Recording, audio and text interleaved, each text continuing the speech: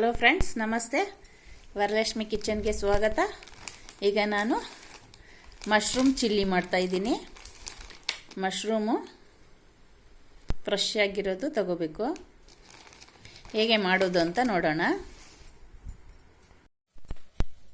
Mushroom ಚಿಲ್ಲಿಗೆ ಬೇಕಾಗಿರೋವಂಥ ವಸ್ತುಗಳು: 2 ಈರುಳ್ಳಿ, 4 capsicum, ಸ್ವಲ್ಪ ಚಿಕ್ಕ ಸೈಜು 4, 2 ಹಸಿಮೆಣಸಿನ್ಕಾಯಿ, ಸೋಯಾ ಸಾಸು, ವಿನಿಗರು. ಮಾಡೋದು ಹೇಗೆ ಅಂತ ನೋಡೋಣ.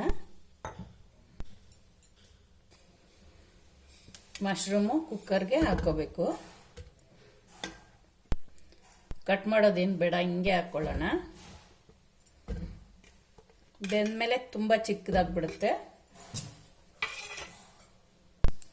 2 ಸ್ಪೂನು ವಿನಿಗರು,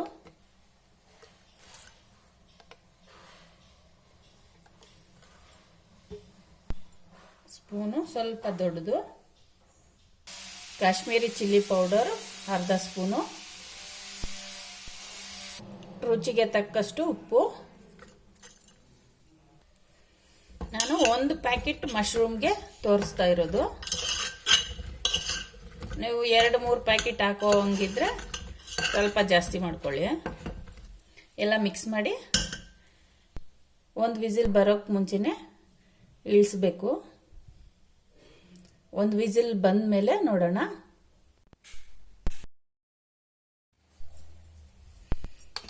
ಒಂದು ವಿಸಿಲ್ ಬರೋಕ್ಕೆ ಮುಂಚೆನೆ ತೆಗಿತಾ ಇದ್ದೀನಿ. ನೋಡಿ, ನೀರೇ ಹಾಕಲಿಲ್ಲ, ನೀರು ಬಿಟ್ಕೊಂಡಿದೆ.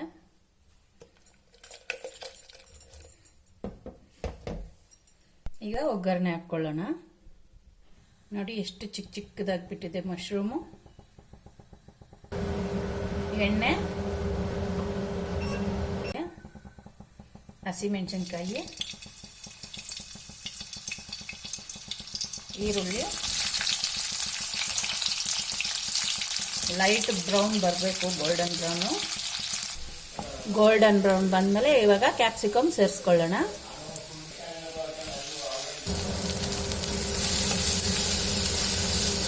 ಕ್ಯಾಪ್ಸಿಕಮ್ ಬೇಯೋ ತನಕ ಹಂಗೆ ಫ್ರೈ ಮಾಡಬೇಕು. ಒಂದು ಪ್ಲೇಟ್ ಒಂದು ಮುಚ್ಚಿಡಬೇಕು.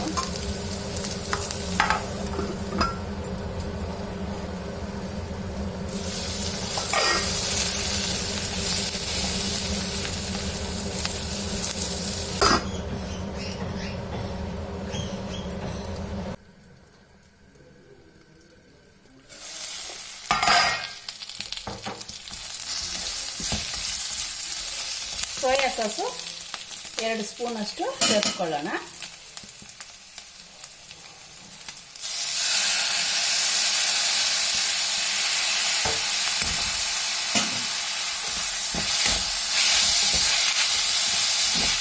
ಸೇರಿಸ್ಕೊಳ್ಳೋಣ.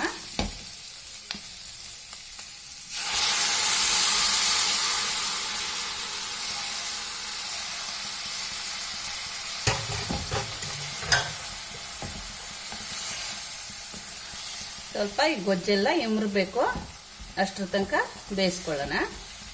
ಒಂದು ಪ್ಲೇಟ್ ಮುಚ್ಚಿ.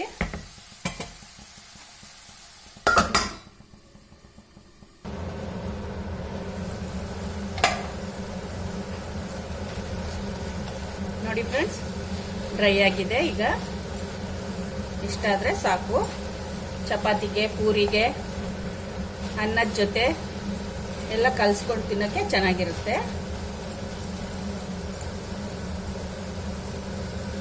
ಮಶ್ರೂಮ್ ಚಿಲ್ಲಿ ರೆಡಿ ಆಗಿದೆ. ಈಗ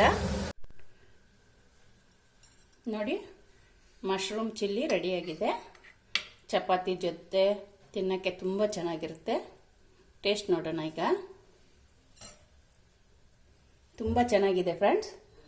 ಚಪಾತಿ ಜೊತೆ ನೀವು ಈ ಥರ ಮಾಡ್ಕೊಂಡು ತಿನ್ನಿ. ಇಷ್ಟ ಆದರೆ ಲೈಕ್ ಮಾಡಿ, ಶೇರ್ ಮಾಡಿ, ಸಬ್ಸ್ಕ್ರೈಬ್ ಮಾಡಿ. ನನ್ನ ಚಾನಲ್ ನೋಡಿದ್ದಕ್ಕೆ ಧನ್ಯವಾದಗಳು ಫ್ರೆಂಡ್ಸ್.